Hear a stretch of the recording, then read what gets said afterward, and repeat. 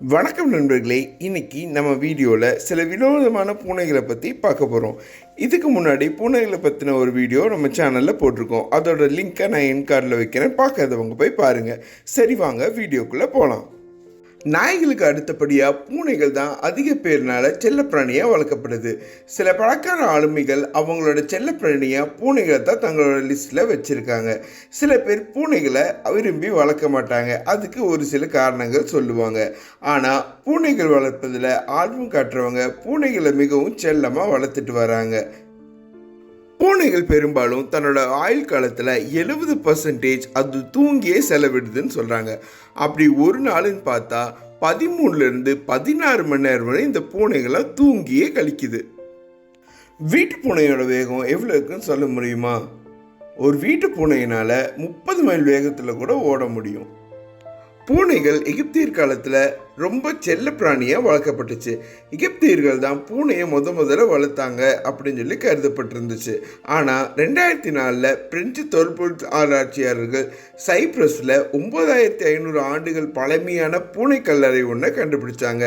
இது மூலமாக மிக பழமையான செல்லப்பிராணி பூனை அப்படிங்கிறது தெரிய வருது. சரி, வாங்க சில வினோதமான பூனைகளை பற்றி பார்க்கலாம். ஃபர்ஸ்ட்டு, உலகத்தோட பணக்கார பூனை. ஆமாங்க, ஒரு பூனைக்கு 7 மில்லியன் பவுண்ட் சொத்து இருந்துச்சு. அது கின்னஸ் சாதனை புத்தகத்தில் இடம் பிடிச்சிது அப்படின்னு சொன்னால் உங்களால் நம்ப முடியுதா?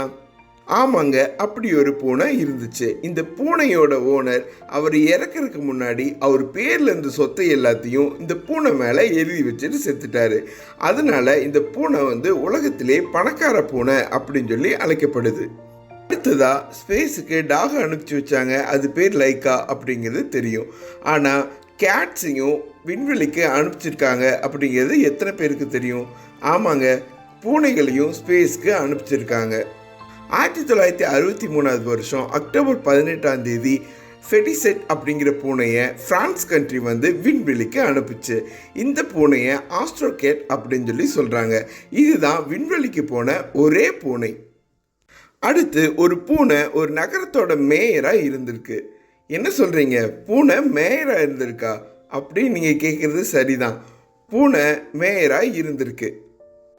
ஸ்டஃப்ஸ் அப்படின்னு அழைக்கப்படுற அந்த ஆரஞ்சு கலர் டெஃபி பூனை அலாஸ்காவில் இருக்க டால்கினா அப்படிங்கிற சின்ன டவுனோட மேயராக 20 வருஷம் இருந்திருக்கு.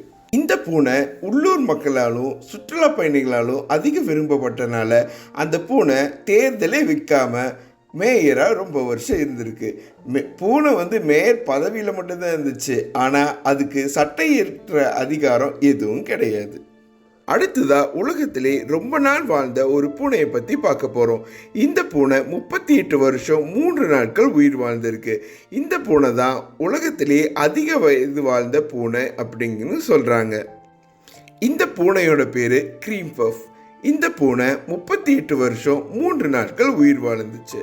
1967 ஆகஸ்ட் 3 பிறந்த இந்த பூனை 2005 ஆகஸ்ட் 6 தன்னோட உயிரை விட்டுருச்சு. இந்த பூனை அதிக நாட்கள் வாழ்ந்த பூனைகள் பட்டியலில் கின்னஸ் புக்கில் இடம் பிடிச்சிருக்கு. இந்த வீடியோ உங்களுக்கு பிடிச்சிருக்குன்னு நான் நினைக்கிறேன். இந்த வீடியோ உங்களுக்கு பிடிச்சிருந்தா இந்த வீடியோவை லைக் பண்ணுங்கள், நம்ம சேனலை சப்ஸ்கிரைப் பண்ணுங்கள், உங்கள் ஃப்ரெண்ட்ஸ்க்கும் ஷேர் பண்ணுங்கள். பூனைகளை பற்றின இன்னொரு வீடியோ நான் நம்ம சேனலில் போட்டிருக்கேன். அதை பார்க்காதவங்க போய் பாருங்கள். பாய்.